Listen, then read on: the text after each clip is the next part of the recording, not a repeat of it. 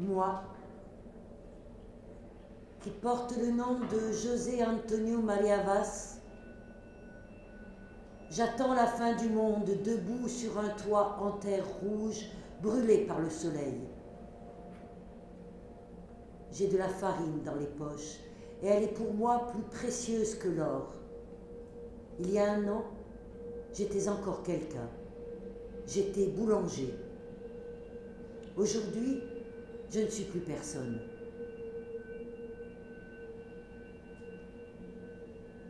La nuit, je me réfugie en haut de ce toit et je parle. Je parle de Nelio qui n'existe plus.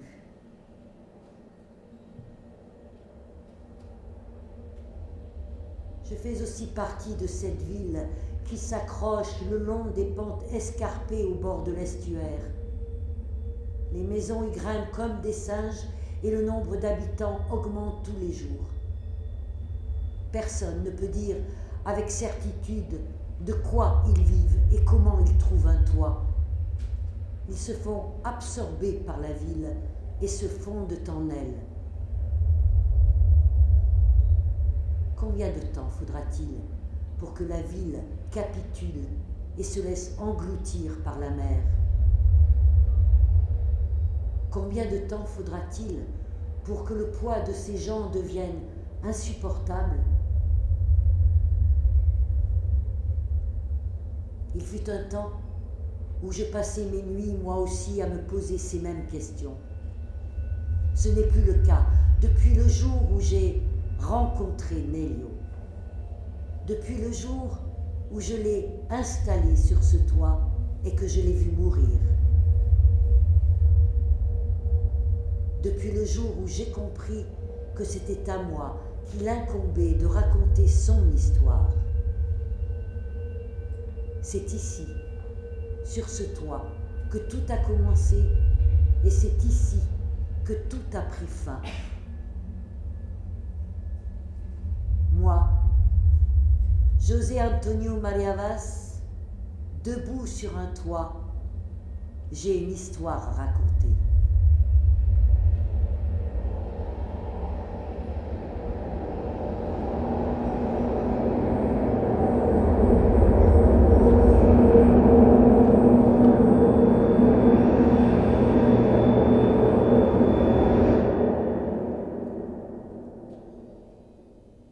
À l'époque où j'entendis parler de Nelio, je travaillais depuis quelque temps dans la boulangerie de Doña Esmeralda.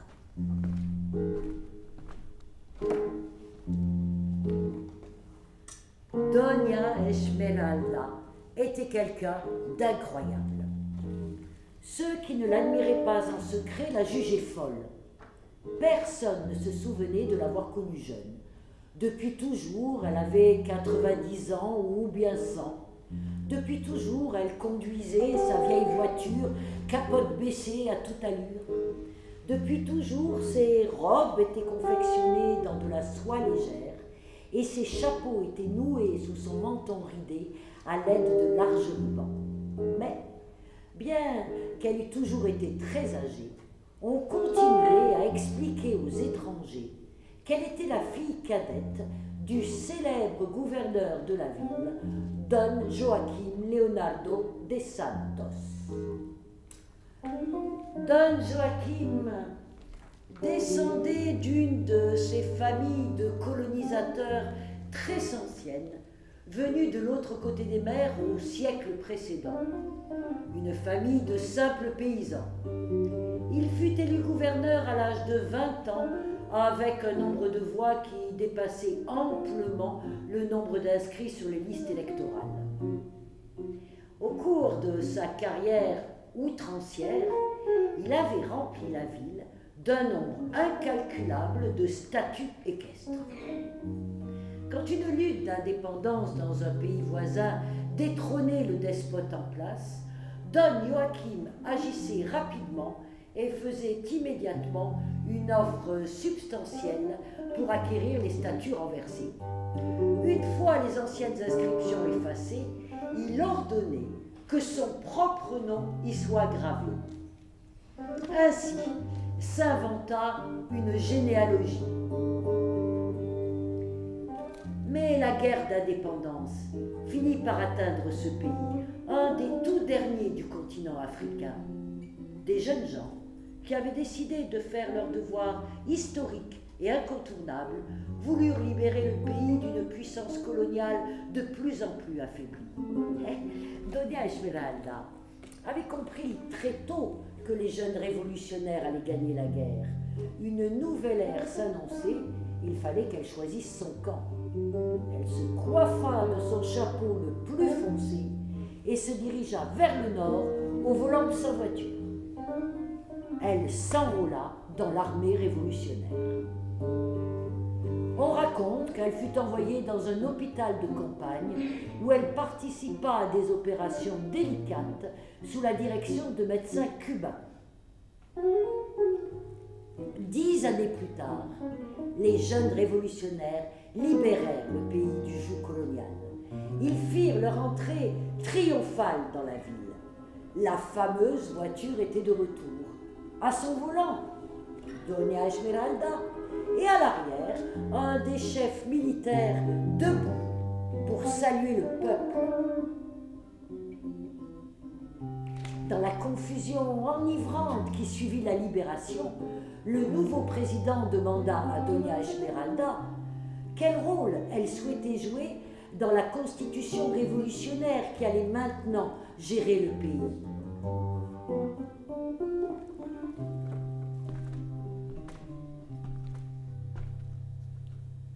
Je veux fonder un théâtre. Le président essaya de la convaincre qu'il y avait des tâches dont la portée révolutionnaire était bien plus importante. Mais en vain, rien ne la fit changer d'avis. Il nomma Doña Esmeralda responsable de l'unique théâtre de la ville. Elle y consacra tout son temps. Avec une énergie furieuse, elle mena la guerre au ras et à l'odeur tenace de bourbier. Au bout de 6 mois, elle avait reconquis la scène et la salle et avait réussi à réunir autour d'elle une troupe de comédiens. Mais il fallait maintenant trouver de l'argent pour la bonne marche de l'entreprise. C'est alors qu'elle eut l'idée de transformer l'ancienne billetterie et le café abandonné du théâtre en boulangerie. En vendant du pain, elle aurait l'argent nécessaire. Elle vendit sa voiture à un fonctionnaire de l'ambassade de Grande-Bretagne et 3 mois plus tard, elle ouvrait les portes de la boulangerie.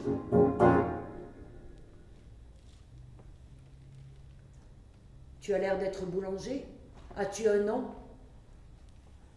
José Antonio Maria Vaz. Je fais du pain chez Felisberto depuis l'âge de 6 ans. Et il te paye combien, Felisberto? 130 000. Je te donne 129 000. Si tu as vraiment envie de travailler ici, tu te contenteras de moins que ce que tu touchais chez Felisberto. J'acquiesçai, j'étais embauché. Le pays changeait.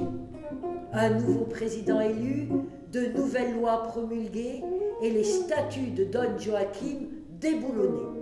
Moi, je faisais mon pain dans la boulangerie du théâtre et j'assistais aux répétitions du premier spectacle de Doña Esmeralda. C'est alors qu'éclata la longue guerre civile.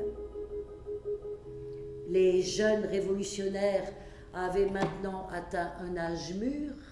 Ils roulaient en Mercedes noire et se faisaient escorter par des motards aux sirènes hurlantes. Ils appelaient leurs adversaires des bandidos armados. À l'évidence, ces milices, composées de noirs fourvoyés, étaient manipulées par les anciens colons qui s'étaient enfuis et qui rêvaient de revenir. Ils commirent des actions terrifiantes. Les hostilités ne cessèrent que l'année où j'entendis parler de Nelio.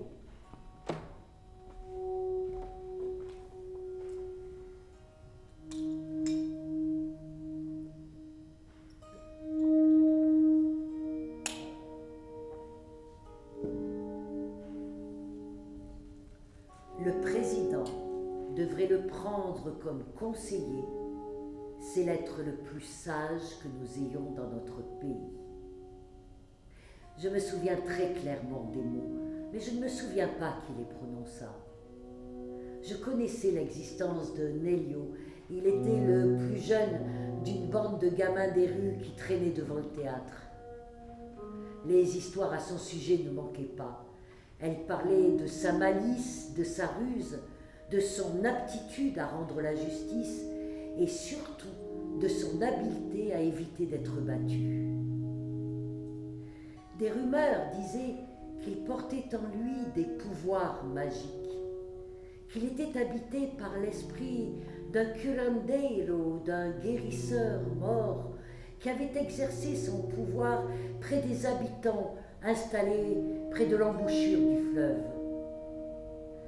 Nelio n'était pas seulement un enfant de la rue, pauvre et sale. Il était un être insaisissable, énigmatique, une sorte d'oiseau rare dont tout le monde parle mais que personne n'a réellement vu. Il n'avait que 10 ans à sa mort, mais il possédait la sagesse et il avait l'expérience de quelqu'un qui aurait vécu 100 ans. Nelio était un saint, un petit saint de la rue.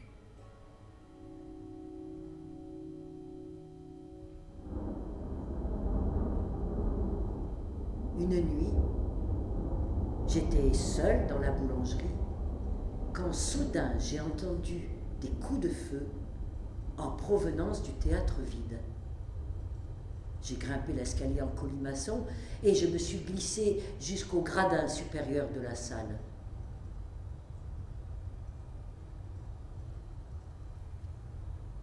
Les projecteurs étaient allumés.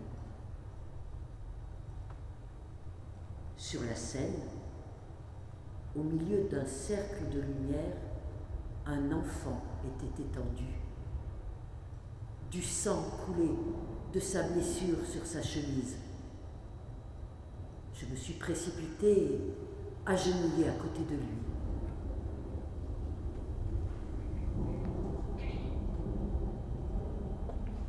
Je vais chercher de l'aide.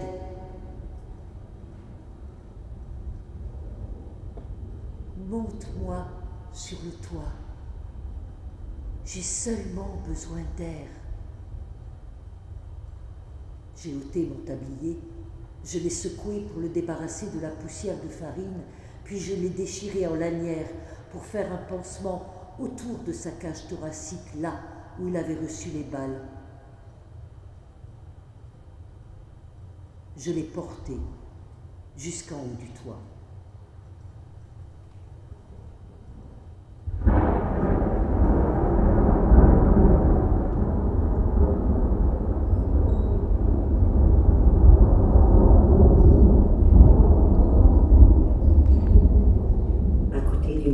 Il y a un vieux matelas. Je me pose là. J'approche mon visage tout près de sa bouche pour voir s'il respire toujours. Il nous faut absolument de l'aide. Tu ne peux pas rester ici. Je veux rester ici. Je ne vais pas mourir. Pas encore. Tu sens le goût du vent? Il fait frais. Ce silence. Ici, j'ose libérer mes esprits.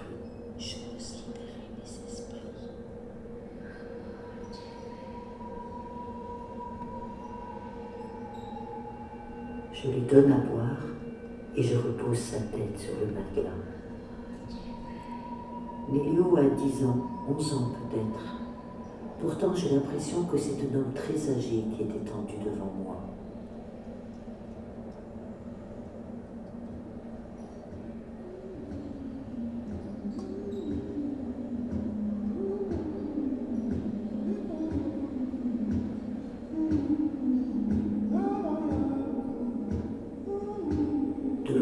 D'une maison délabrée, une femme chante en écrasant le maïs pour le lendemain. Elle tape régulièrement avec son lourd pilon. Le bruit du pilon me fait penser à ma mère. Je pense à elle et je me demande si elle est encore en vie.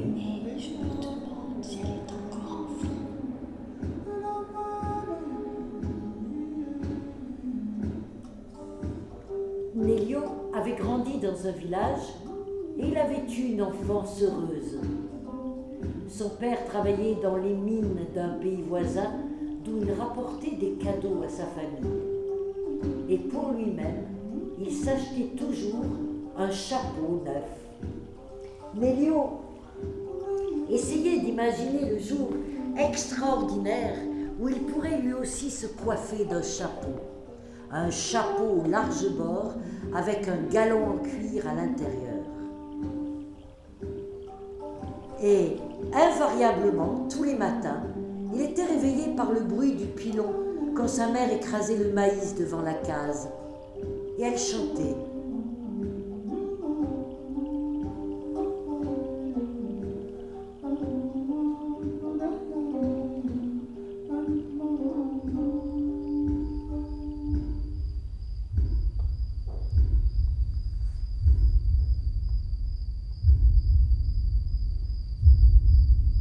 La catastrophe était arrivée la nuit. Nélio dormait. Il faisait une chaleur oppressante, le moment le plus chaud de l'année, et cela perturbait ses rêves. Trempé de sueur, il avait rejeté sa couverture. Il se souvenait d'avoir dormi tout nu.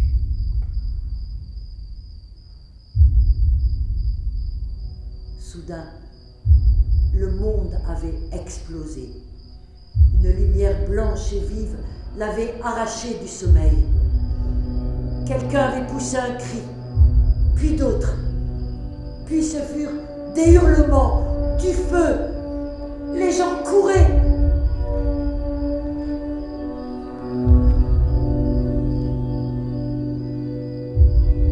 Au sol, j'ai vu rouler le chapeau de mon père.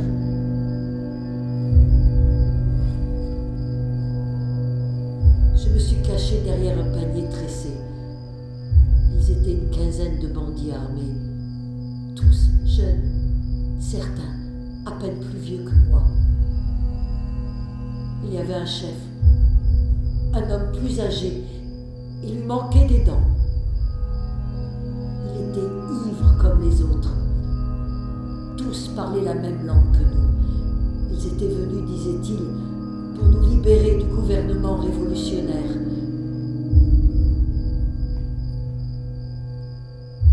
Alors j'ai vu ma mère serrée derrière les autres femmes.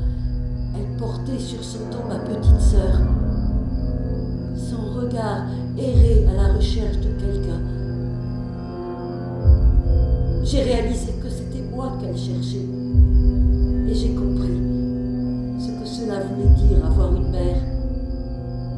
Et j'ai su que j'allais la perdre, comme probablement j'avais déjà perdu mon père. Ils ont commencé à taper, à cogner. Un garçon riait, le chef édenté a agrippé ma mère. J'ai couru et je me suis accrochée à elle. Alors, il a arraché ma petite sœur du dos de ma mère. Il l'a portée vers le mortier qui servait à broyer le maïs. Ma mère hurlait. Il a levé le pilon. Les esprits autour de nous sont tombés comme une pluie de pierres mortes et froides.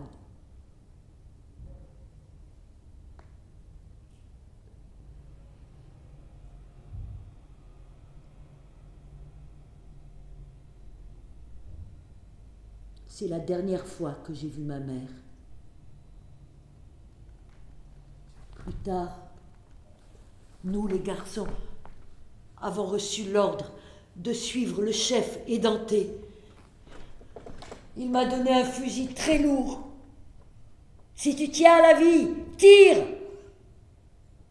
Il m'a ordonné de tirer sur le garçon qui se trouvait devant moi. C'était Tico, mon cousin. J'ai pensé à ma sœur morte dans le mortier. J'ai posé mon doigt sur la détente. J'ai visé le chef édenté et j'ai appuyé. Il a été touché en pleine poitrine. J'ai lancé le fusil et j'ai couru. Le souvenir de ma petite sœur dans la tête, j'ai couru. De toutes mes forces, j'ai couru. La vie en moi courait. Je n'étais plus rien que des pieds et des jambes occupés à courir. Le lendemain après-midi, je suis arrivée près d'un fleuve.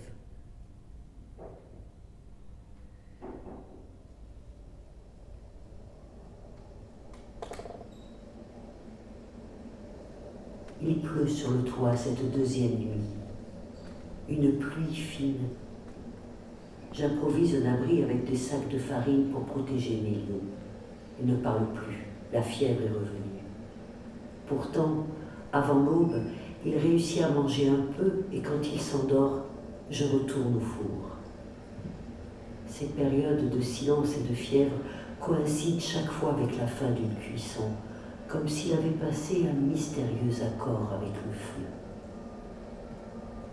Lorsque j'ôte le vieux pansement, je m'aperçois que les 2 trous provoqués par les balles ont commencé à noircir. Nélio ne porte aucune trace dans le dos. Il a été touché de face. Et il sait donc qui a tiré, mais il ne sait pas forcément pourquoi.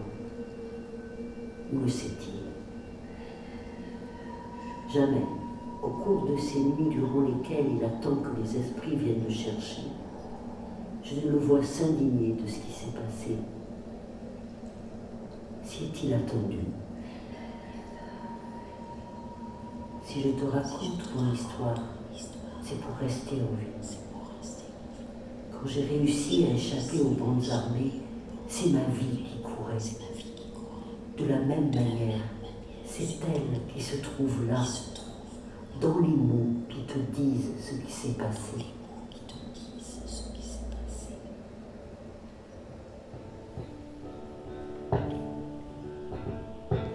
Près du fleuve où Nélio était arrivé, il aperçut, assis à l'ombre des buissons, un nain. Un nain blanc. Que peut faire un enfant seul, si loin de ton village? Tu t'es perdu? Oui, répondit Nélio, je me suis perdu. Alors, tu verras des choses auxquelles tu ne te serais jamais attendu. Viens donc entrer. Tu peux traverser là où l'arbre est tombé dans l'eau. As-tu un nom? Nélio. Jamais entendu ce nom. Ce n'est pas un nom pour un homme noir. Il est court et insignifiant comme celui d'un blanc. Où vas-tu? Nulle part. Ne crie pas comme ça, je suis juste à côté de toi. Je t'entends, mes jambes sont courtes, mais mes oreilles sont grandes et profondes. Celui qui marche vers un endroit précis peut difficilement faire route avec celui qui ne va nulle part. Mais faisons un essai. Tu peux venir avec moi à condition que tu portes ma valise.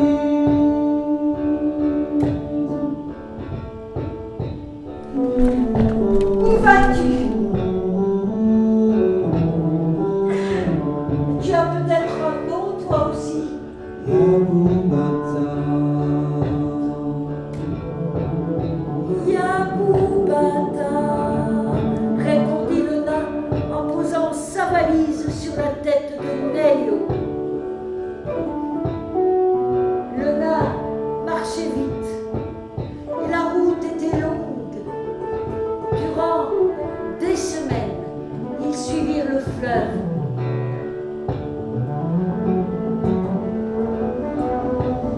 jusqu'à la mer.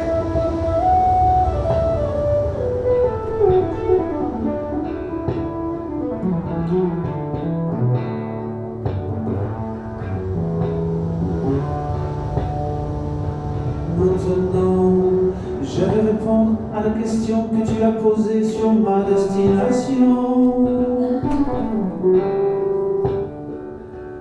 J'ai vu dans un rêve que je devais partir à la recherche d'un sentier qui m'amènerait au bon endroit.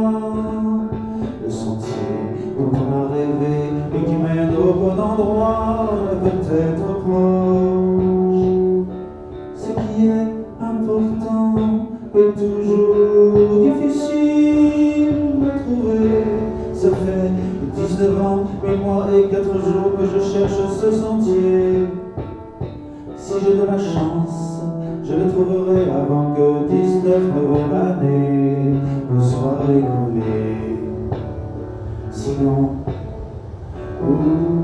si ma vie est trop courte, je poursuivrai mes recherches dès lors que j'aurai trouvé mes ancêtres.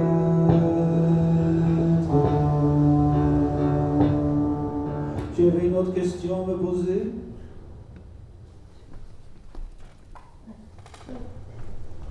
Quelle direction dois-je prendre? C'est la meilleure question que tu aies posée jusqu'à présent. Toi seul sais quel chemin tu dois emprunter.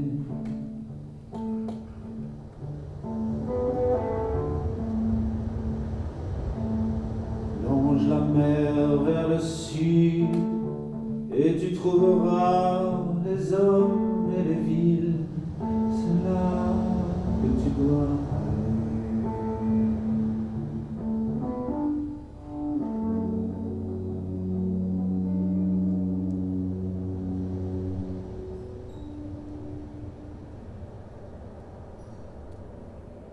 La voix de Nélio est maintenant si faible que je suis obligée de me pencher tout près de son visage pour le comprendre. Je pose une serviette mouillée sur son front brûlant et je reste à côté de lui. Au cours de cette nuit, je crois à plusieurs reprises qu'il va mourir, mais il réussit néanmoins à surmonter la crise. Il est plus fort que la fièvre, et quand vient l'aube, son front est à nouveau frais et sa respiration calme. Il réclame même un morceau de pain et s'endort aussitôt après.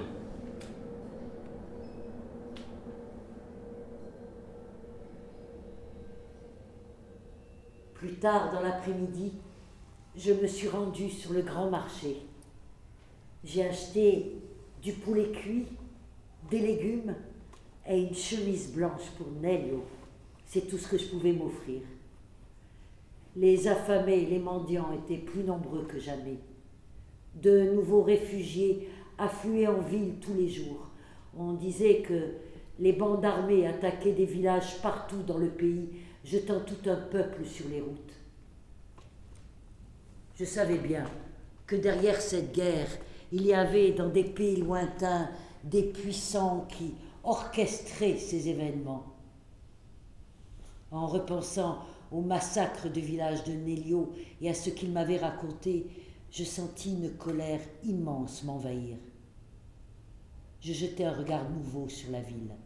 Je la voyais comme le dernier bastion à défendre contre ces fous, ces assassins et contre les héritiers partout dans le monde de Don Joaquim Leonardo de Santos.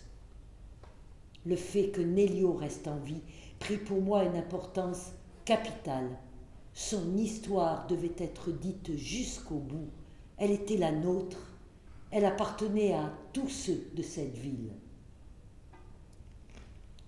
Peu avant minuit, j'ai préparé les premiers pains et après les avoir enfournés, je suis remontée sur le toit. Au loin, sur l'océan Indien, se dessinaient les éclairs d'un orage.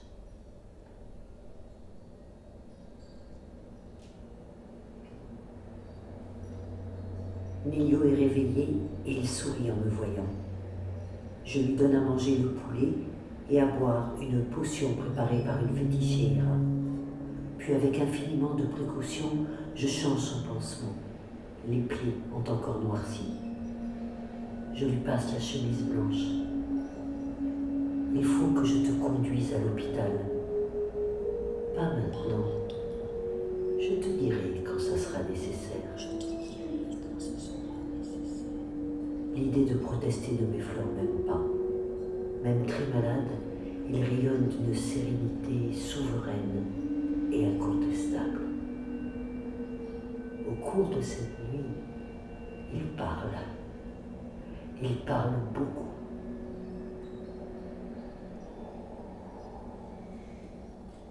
Nelio avait suivi le conseil de Yamubata, le nain blanc.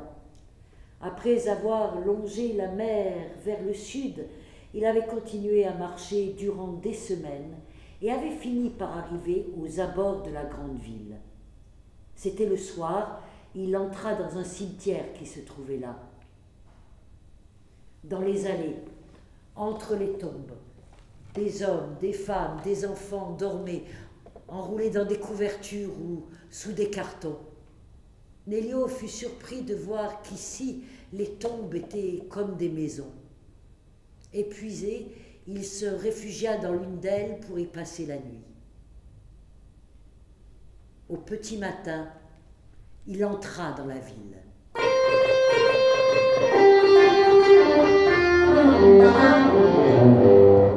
Il avait suivi le flot des gens, des camions surchargés, des bus rouillés, des charrettes et des voitures. Il s'étonnait de la taille des immeubles. Il continuait à avancer avec la marée humaine sans toutefois en faire partie. Il marchait. Le souvenir qu'il gardait de ses premiers jours dans la ville se résumait à une longue marche sans fin, épuisante, angoissante, et puis finalement agréable. Il eut la sensation qu'elle l'avait conduit à un point d'intersection.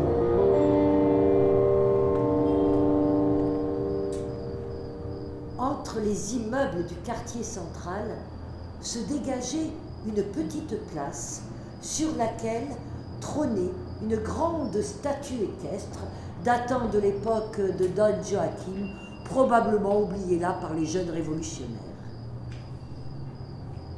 À la tombée de la nuit, Nelio repéra une trappe sous le ventre du cheval.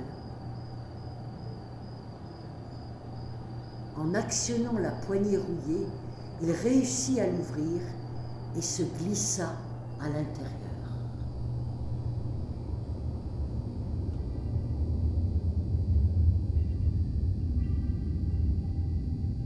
La statue était suffisamment grande pour qu'il puisse tenir debout.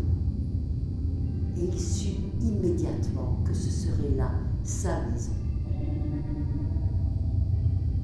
Il ressentit une grande joie et s'endormit, la tête appuyée contre le flanc gauche du cheval dont le genou replié lui servait d'oreiller.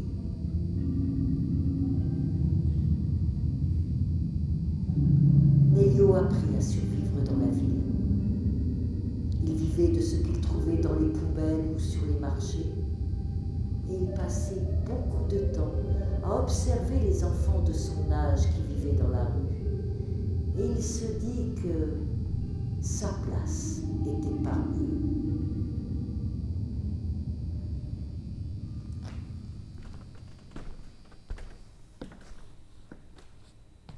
Tu es avec qui ? Avec personne, répondit Nelio. Alors, tu es avec nous. Nelio connaissait cette voix. C'était celle d'un jeune chef de bande. Il s'appelait Cosmos. Comme la plupart des meneurs, il était un peu plus âgé que les autres. Il avait 13 ou 14 ans. Nelio l'avait remarqué. Son comportement le distinguait des autres chefs.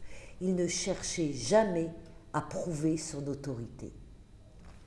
Ce fut le début de sa nouvelle vie. Il partageait tout avec la bande. sa statue mise à part. La bande, qui dormait sous des cartons à l'entrée du palais de justice, était considérée comme la plus sale, mais aussi la plus digne de la ville. Mandioca.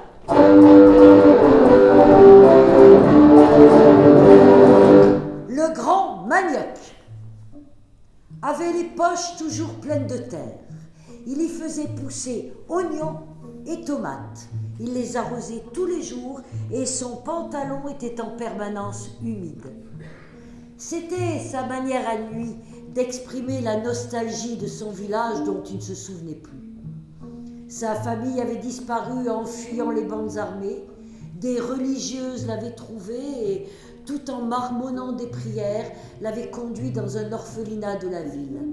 C'est là qu'il avait appris à marcher, dans le seul but de s'en aller et de rejoindre son village. Il n'avait pas réussi à dépasser le centre-ville où sa vie d'enfant de la rue avait commencé à l'âge de 4 ans. Mandioca pouvait sombrer dans un profond chagrin, mais il pouvait aussi grimper en haut des murs du palais de justice pour exprimer sa joie. Il y dansait en faisant l'équilibriste au son d'une musique perceptible par lui seul. Nascimento.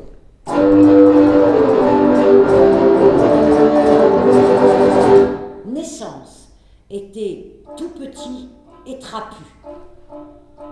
Des pointes métalliques pendaient de ses cheveux et des lambeaux de ses vêtements. Ses nuits étaient hantées par les monstres. Il ne prononçait jamais un mot de trop. Coiffé de son éternel bonnet de bain rose enfoncé jusqu'aux yeux, il était toujours sur ses gardes. Sa défense, c'était l'attaque.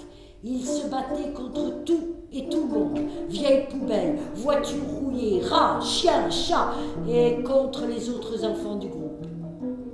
Sous l'emprise de l'alcool, il libérait au compte-gouttes des phrases maladroites dont on finissait par comprendre qu'il avait tué pour sauver sa peau. Il était ensuite devenu un de ces enfants soldats placés en première ligne. Personne ne savait comment il était arrivé en ville, mais tout le monde savait qu'il n'était pas venu seul. Pecado.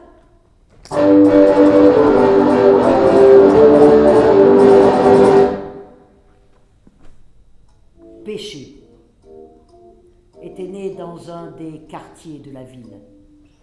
Son père avait disparu sans laisser de traces. Il ne se souvenait que de son rire au moment de son départ. Il avait 7 frères et sœurs. Sa mère vendait des légumes au marché. Pecado ne l'avait jamais vu rire. Il ne se souvenait pas non plus de l'avoir vu triste, simplement épuisé, abandonné. Un nouvel homme était arrivé à la maison. Il avait déboîté l'épaule de Pecado. Pecado avait fini par en avoir assez. Il avait frappé l'homme avec une brique et s'était réfugié dans la rue. Il avait 6 ans. Il lui arrivait parfois de voir sa mère de loin, mais elle ne le reconnaissait jamais. Alfredo Bomba.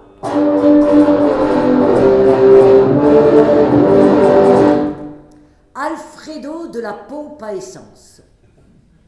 Le plus petit de la bande était Manchot.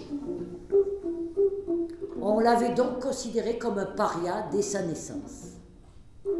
Alfredo Bomba cachait ses difficultés derrière une bonne humeur constante. En revanche, quand il mendiait, il laissait libre cours à ses larmes. Il maîtrisait cet art à la perfection. C'était un bras qui lui manquait, mais les passants trouvaient qu'il manquait de tout. Alfredo rapportait plus d'argent que les autres. Donner sa contribution quotidienne à Cosmos était devenu sa raison d'être, et il l'accomplissait avec joie et fierté. Tristeza.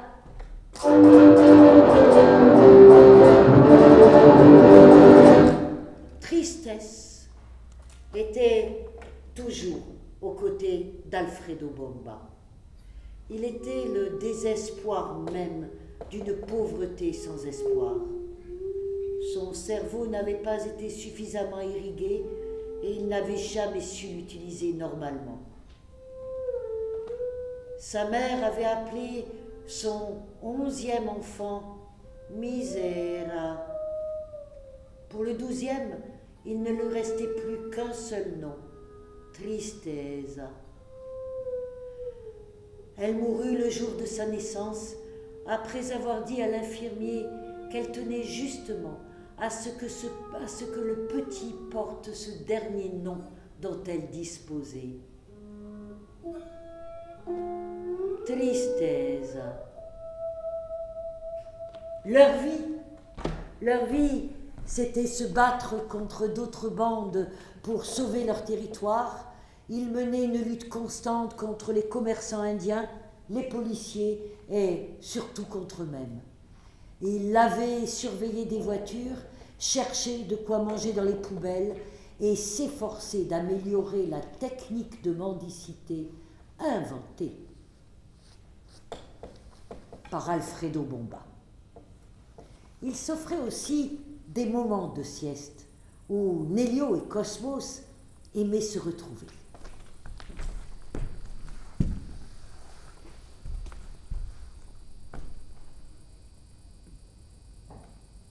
Nélio.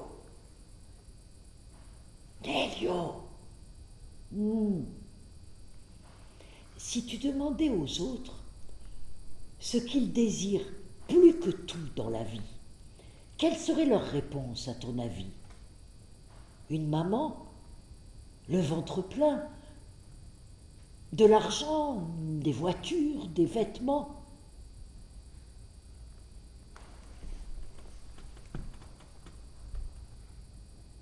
Une carte d'identité, un papier avec une photographie qui prouve que tu es celui que tu es et personne d'autre. Je savais que tu trouverais. Ouais, voilà ce dont on rêve. Une carte d'identité. Mais pas pour savoir qui nous sommes. Nous le savons très bien. Mais pour avoir un papier qui prouve que nous avons le droit d'être ce que nous sommes.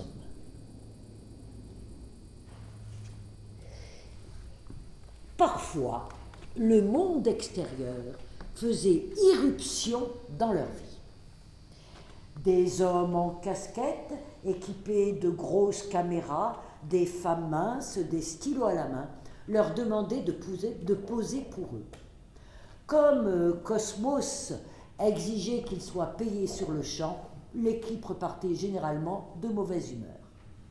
Mais quand ces conditions étaient acceptées, les enfants se faisaient un plaisir de se laisser filmer en mimant la faim, la souffrance, la saleté, la malhonnêteté et la candeur. Avec l'argent gagné, ils s'achetaient à manger, du poulet surtout.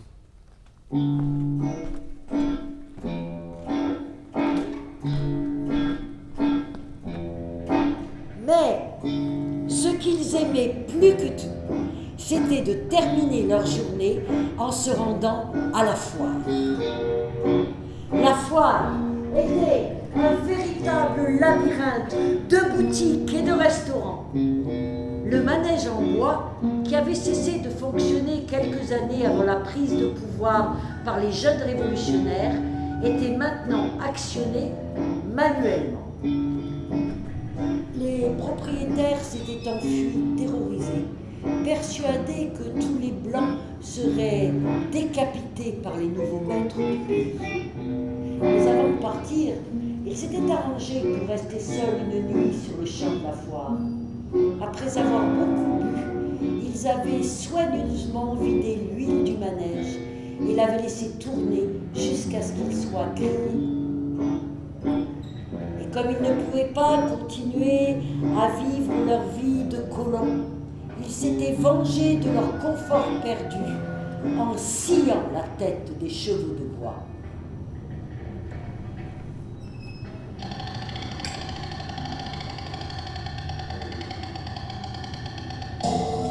Quand Cosmos a donné l'ordre, les enfants rassemblaient toutes leurs forces pour faire tourner le manège.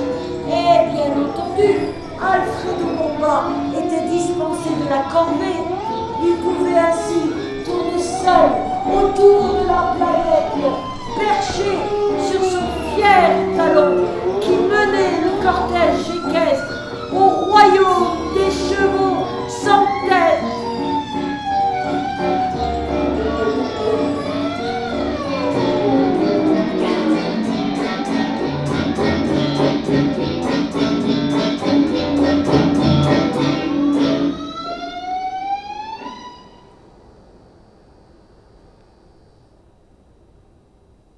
Mais à la surprise de tous et de lui-même, Cosmos sombra dans la mélancolie. Un soir où Nélio regagnait sa statue, Cosmos le prit à part pour lui dire que désormais ce sera à toi de t'occuper de la bande. Ils ne m'accepteront jamais comme chef. Ils penseront que je t'ai tué. Je vais leur manquer, c'est sûr.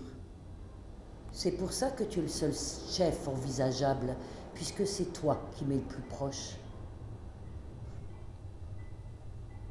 C'est important de changer d'air de temps en temps. Ça me fera du bien. Le lendemain, il n'était plus là. Personne n'eut jamais de ses nouvelles. Il était parti tout droit, vers le lever du soleil.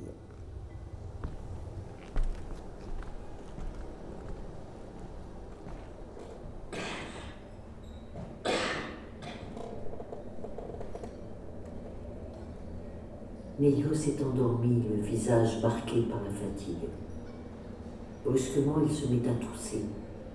Du sang s'écoule de sa bouche.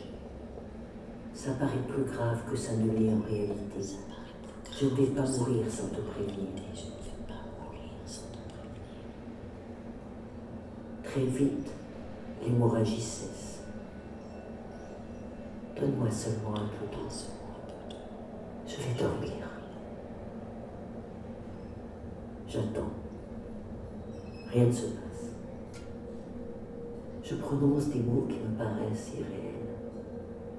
Nélio et son histoire sont en train de m'absorber complètement.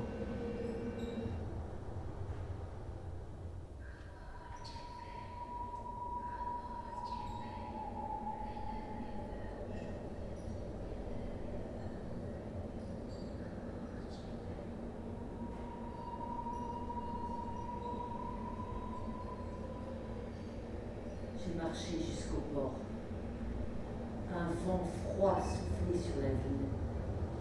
Épuisé par toutes ces nuits blanches, je me suis endormi au pied d'un arbre près du quai.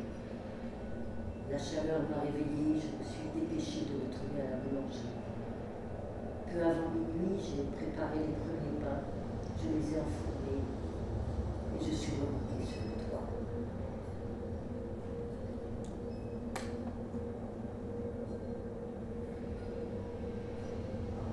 Cette nuit, la 6e, Nélio semble m'attendre. Est-il possible qu'il soit en train de se rétablir? Comme à l'habitude, je change son pansement avec infiniment de précaution. Ses yeux étonnamment clairs semblent voir tout le trouble qui se passe en moi. C'est un petit garçon de 10 ans qui me regarde, mais une nouvelle montée de fièvre le métamorphose une fois de plus en vieillard. Repose-toi maintenant. Après, je t'emmène à l'hôpital. Il ne me répond pas. Les yeux fermés, il raconte comment il découvrit sous l'arbre où il aimait se reposer une fille, aussi blanche que Yabubata. Ses vêtements étaient déchirés et son visage couvert de brûlures provoquées par le soleil. Elle était albinos.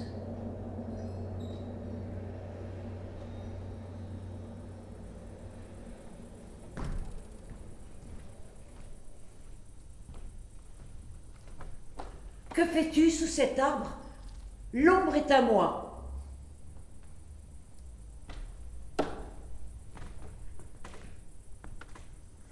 Personne ne peut posséder une ombre. Je ne bougerai pas. Comment t'appelles-tu? Dis Olinda. D'où viens-tu? Comme toi, de nulle part. Que fais-tu ici? Je suis venue pour rester. Ils disent qu'une albinos porte malheur. Je reste ici. Va-t'en. On ne veut pas d'une fille dans notre bande. Et comme tu ne sais rien faire de plus que nous, tu ne pourras rien nous apporter. Je sais lire. Il y a beaucoup d'autres choses que je sais faire.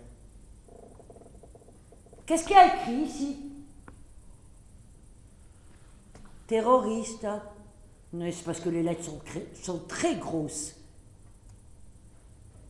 Et là, lis. Un certain nombre d'enfants seront invités à vivre dans une grande maison. Les enfants de personne seront les enfants de tout le monde. Les enfants de personne? Mais c'est qui? Mais c'est peut-être nous. Le projet sera financé par une organisation européenne. Le projet? Ben oui, on sera projeté. Moi, j'ai déjà été projetée une fois, mais je me suis déprojetée aussi vite que j'ai pu. Tu as quel âge? 12 ans? 15 ans? 90 peut-être? Je me demande pourquoi il faut constamment changer d'âge. Moi, j'aurai 10 ans, jusqu'à ce que j'en ai assez. Alors, je me métamorphoserai pour en avoir 94, dit Nelio. Moi, je vivrai jusqu'à ce que j'ai des enfants. Je mettrai 1000 enfants au monde, et ils seront tous noirs. Et quand je ne pourrai plus en avoir, je tuerai mon père.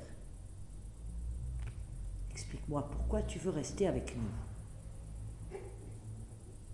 Je suis née dans le quartier, à côté de la décharge publique. Quand mon père a su que son enfant était albinos, il a accusé ma mère de m'avoir conçue dans un cimetière avec un mort. Il nous a chassés de la maison et maudite à jamais. Tout ce que j'ai vécu, Cosmos l'a vu. Cosmos, c'est mon frère. On se voyait tous les deux en cachette, et c'est lui qui m'a dit de rejoindre le groupe après son départ. C'est lui qui m'a appris à lire, à écrire et à compter. Nelio, quand je serai grande, je chanterai. Tu sais chanter, Deolinda? Oui, je sais chanter. Et ma voix, elle, est très noire.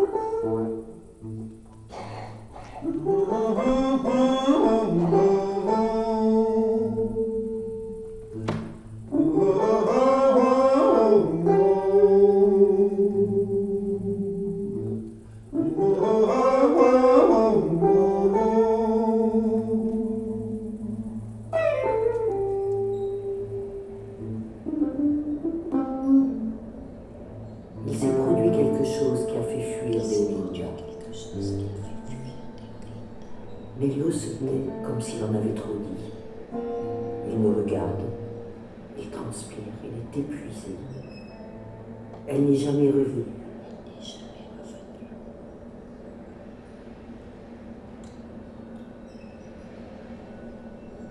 Peu de temps après, Alfredo Bomba a refusé de se lever, comme si le sommeil avait épuisé toutes ses réserves. Alfredo Bomba s'est mis à se comporter bizarrement. Il se plaignait de mal au ventre. Nous avons réussi à trouver une charrette et c'est une procession en lambeaux qui l'a conduit à l'hôpital. Il avait une maladie qui ne guérit pas. Ensuite, tout a abouti à ce que tu sais. Tu m'as trouvé et tu m'as porté ici, sur ce toit.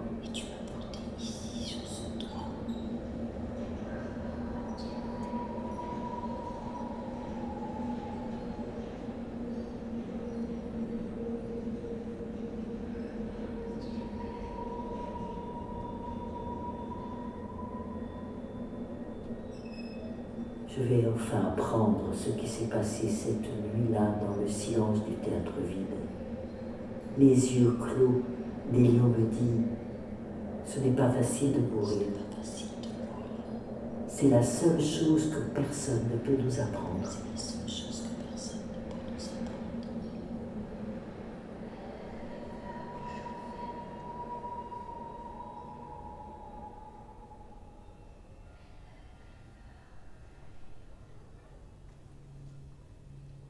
Nélio dormait maintenant avec les autres à l'entrée du palais de justice, aux côtés d'Alfredo et de Tristeza.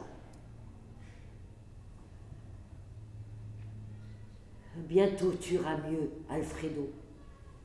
Mais en attendant, j'aimerais que tu nous dises ce que tu souhaites le plus au monde.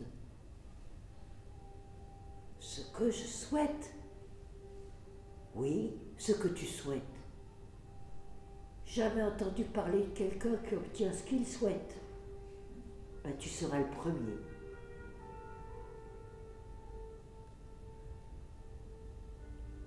Je me souviens que ma mère me racontait une chose étrange. Il existe un endroit où les vivants et les morts se rencontrent. Un jardin dans lequel coule un fleuve. Au milieu, il y a une île de sable. Celui qui visiterait cette île n'aurait plus jamais peur. Alors, si je peux vous demander ce que je souhaite, j'aimerais aller sur cette île, mais j'ignore où elle se trouve.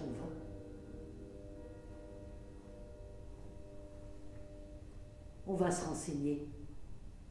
Tristeza a trouvé un atlas dans une poubelle et demain matin, de bonne heure, j'irai voir le vieil Abou Kassamo. Il saura sûrement. Tu crois vraiment que c'est possible? Oui, je crois que c'est possible.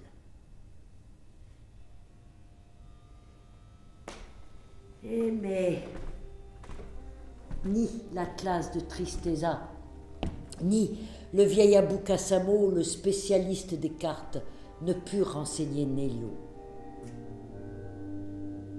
Il marcha longtemps dans la ville, remonta jusqu'au vieux cimetière, redescendit vers le centre.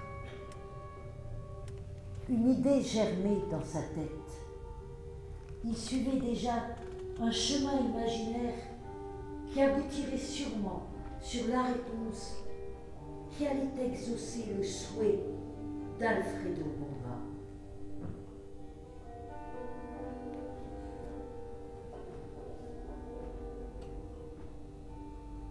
Tard dans la soirée, il se retrouva devant le théâtre. Une représentation de Doña Esmeralda venait de se terminer. Les spectateurs sortaient, se dispersaient dans le noir. Les gardiens fermaient les portes, les lumières s'éteignaient les unes après les autres.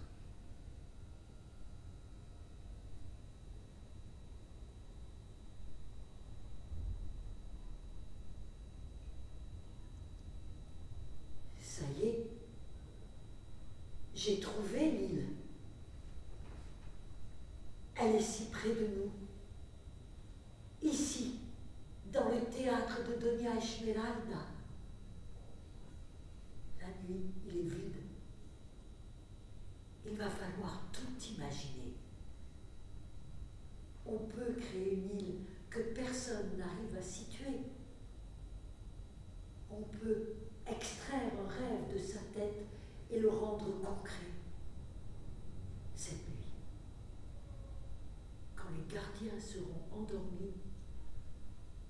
Nous entrerons dans le théâtre par la fenêtre cassée à l'arrière du bâtiment. Il ne faudra pas faire de bruit. Les gardiens sont armés.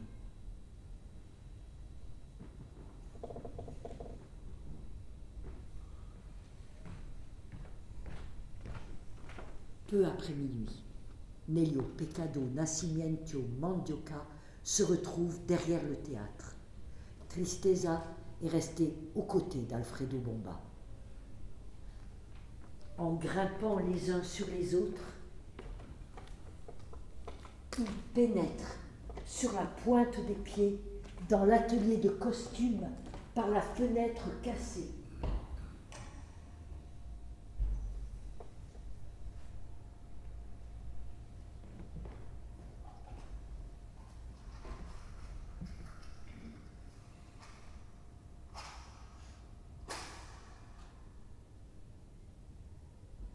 En s'aidant d'une allumette, Nelio repère les projecteurs et les allume. La scène est totalement vide. Le lieu est comme hanté. Nelio réunit la bande au centre du plateau. Ensemble, ils décident d'improviser à partir de ce qu'ils trouvent dans l'atelier.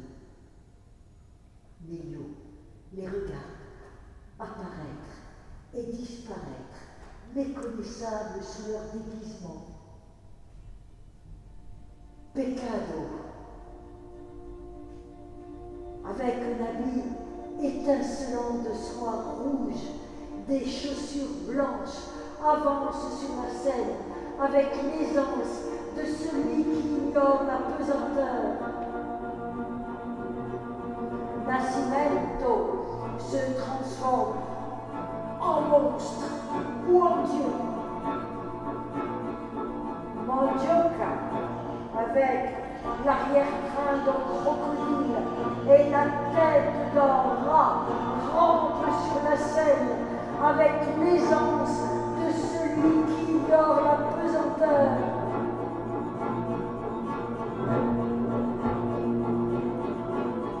Petit à petit, la pièce commence à prendre forme dans la tête de Nelio. Il faut faire vite. Il répète 3 nuits.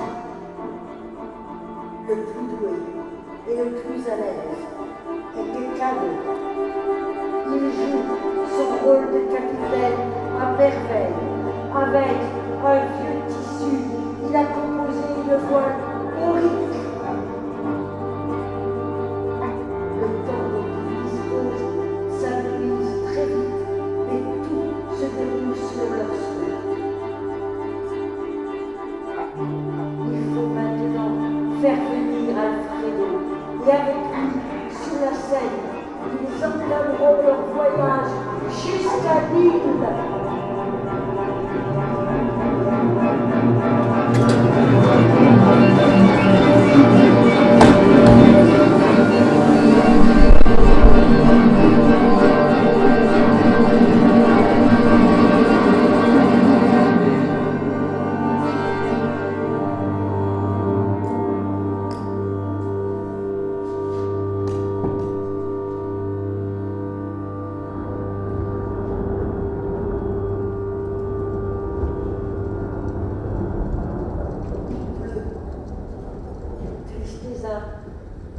A couvert Alfredo d'une vieille bâche. Plongé dans ses rêves agités, il semble ne rien remarquer. Il dort. Tous sont sur les nerfs.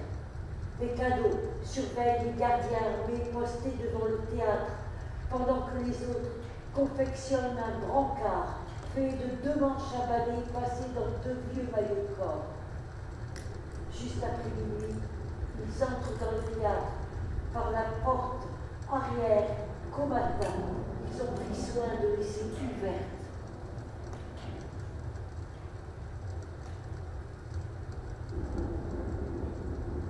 Sur la scène, un tissu de soie bleue représente la mer. Les garçons posent doucement le brancard d'Alfredo et vont se préparer en coulisses. Nelio s'assoit aux côtés d'Alfredo. suffit d'attendre pour le réveiller.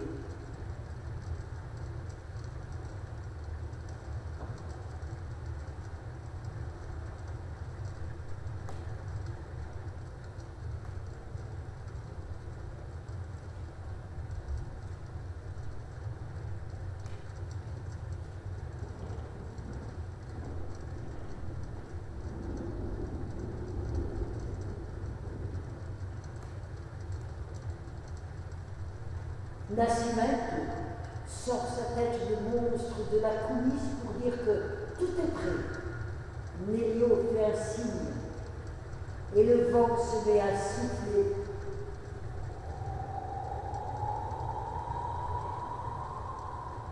Il vient des bouches de Peccado, de Manduca, de Nascimento, de Tristeza.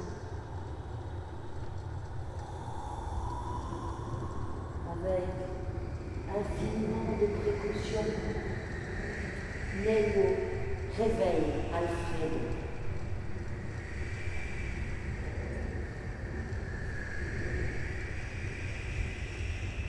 Tu entends le vent? C'est le vent de la mer. Cap sur la deuxième étoile de Pégase.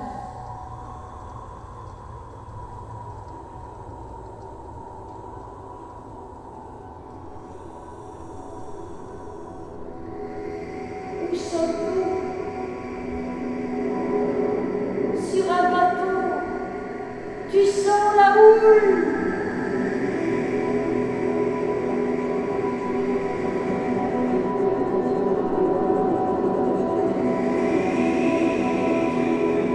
Violente tempête de nord-est,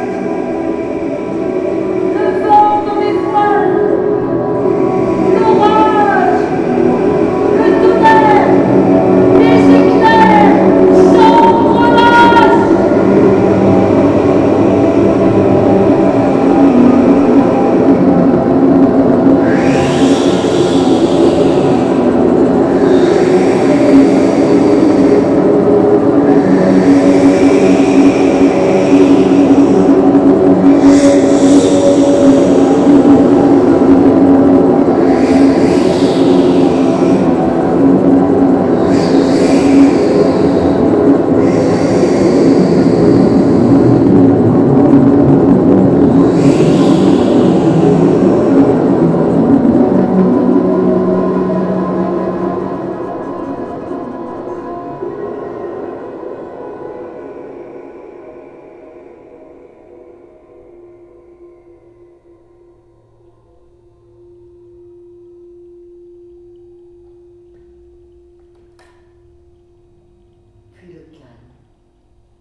On approche de l'île. Lumière éblouissante sur la Seine.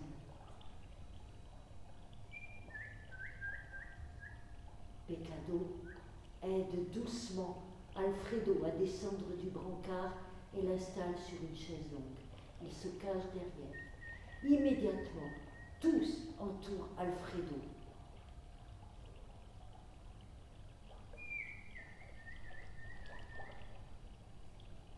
J'ai cru qu'on n'allait jamais se revoir, dit faiblement Alfredo. Je me demande pourquoi j'ai toujours eu si peur. Qui m'a mis ici? C'est ta mère. Où est-elle? Je ne la vois pas.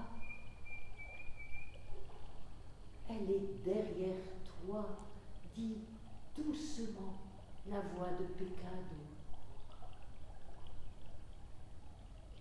Alfredo Bomba n'a pas la force de tourner la tête. Il sent la respiration de sa mère sur sa nuque. Il ferme les yeux. Il n'a plus peur.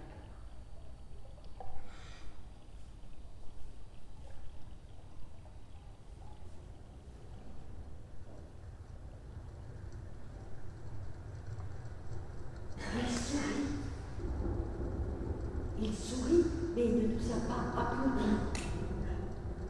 Je crois qu'il a eu peur du monstre. mort, dit Nelio. On était si mauvais que ça. Je crois qu'on ne peut pas faire mieux. Soudain, les portes de la salle s'ouvrent brutalement. Quelqu'un crie « Main au-dessus de la tête !» Le bruit de la tempête a dû s'entendre jusque dans la rue. Tous partent se cacher en coulisses. Nelio est debout devant Alfredo. Il se dit que même mort, un enfant de la rue mérite d'être défendu. Il s'approche pour dire qu'il ne s'est rien passé.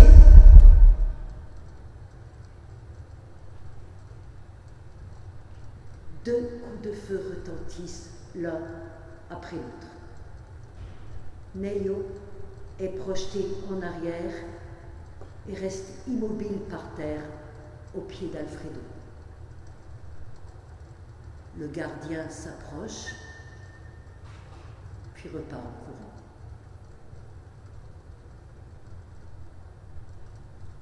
Silence. Alors, leurs pieds frôlant à peine le sol, la bande rejoint Nelio. Emportez Alfredo. Ne le laissez pas dans la rue ou dans un fossé. Arrangez-vous pour qu'il ait un véritable enterrement. Et avant de partir, rangez tout. Dépêchez-vous. L'aube approche.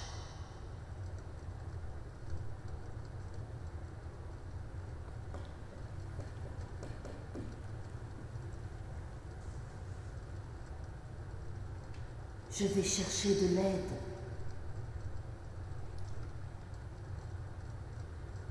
Monte-moi sur le toit. J'ai seulement besoin d'air.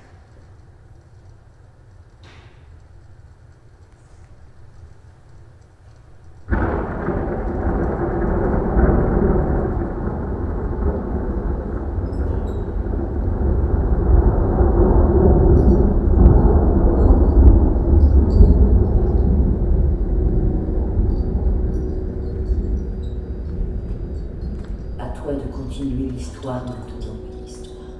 Depuis combien de temps je suis ici? Cette nuit est la 8e. Je n'ai plus rien à raconter.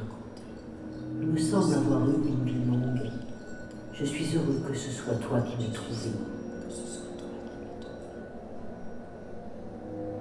J'ai encore une chose à te demander. Je voudrais que tu brûles mon corps quand j'aurai quitté la vie.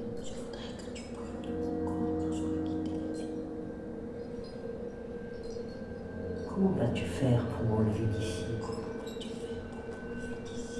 Comment vas-tu expliquer ma mort sur ce toit?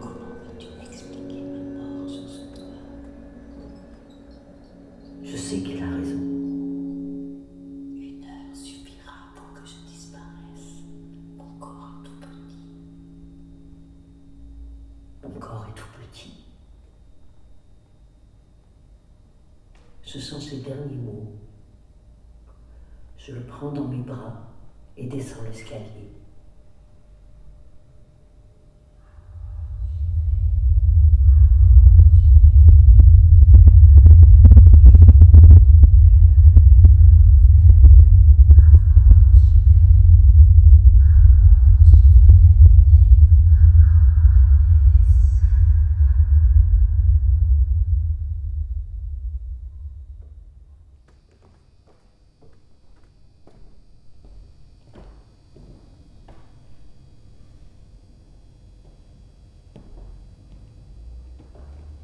À la boulangerie, j'ai fait ce qu'il m'a demandé.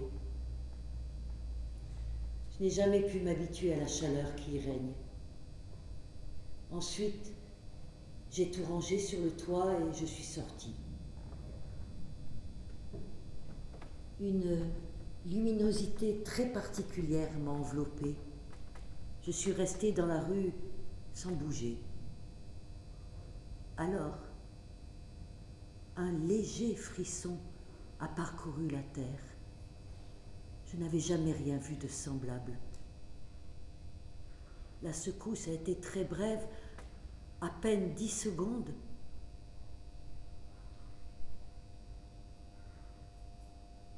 Et puis le calme est revenu. Tout est devenu silencieux. La ville a retenu sa respiration et tout le monde regardait vers le ciel alors que la secousse venait d'en bas, de la terre.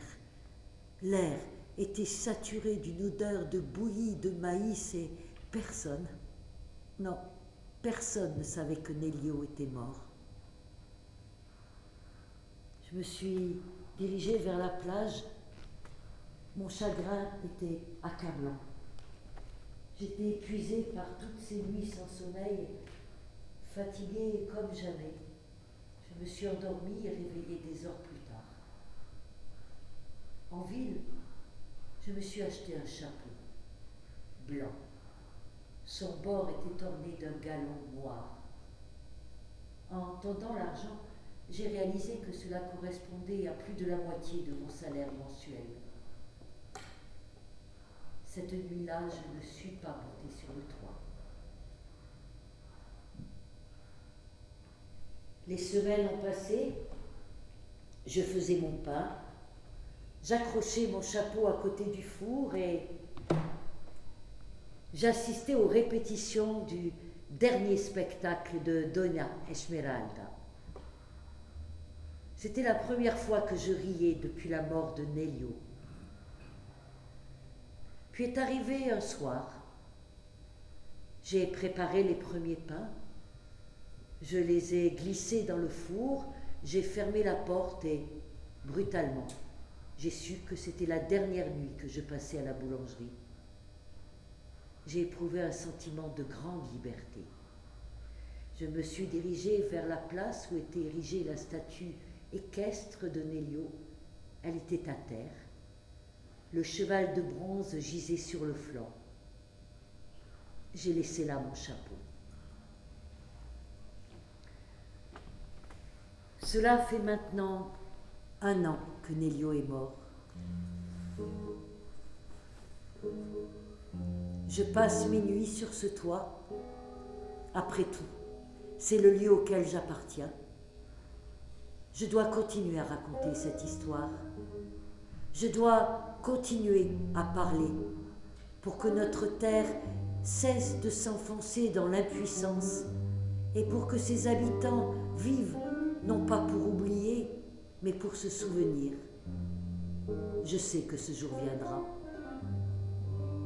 Je dois continuer à parler pour empêcher que ne meurent les rêves après avoir été brûlants de fièvre. C'est comme si Nélio voulait poser sa main sur le front de la terre, comme s'il voulait guérir toutes les mers et tous les fleuves du monde. Mon histoire est finie, mais elle recommencera. Elle finira par devenir une note invisible dans l'éternel bruissement du vent et de la mer. Je sais que Nélio avait raison. Notre espoir est de ne pas oublier qui nous sommes et de garder en mémoire que nous ne saurons jamais dominer les vents doux de la mer. Peut-être, un jour, comprendrons-nous pourquoi ils doivent continuer à souffler.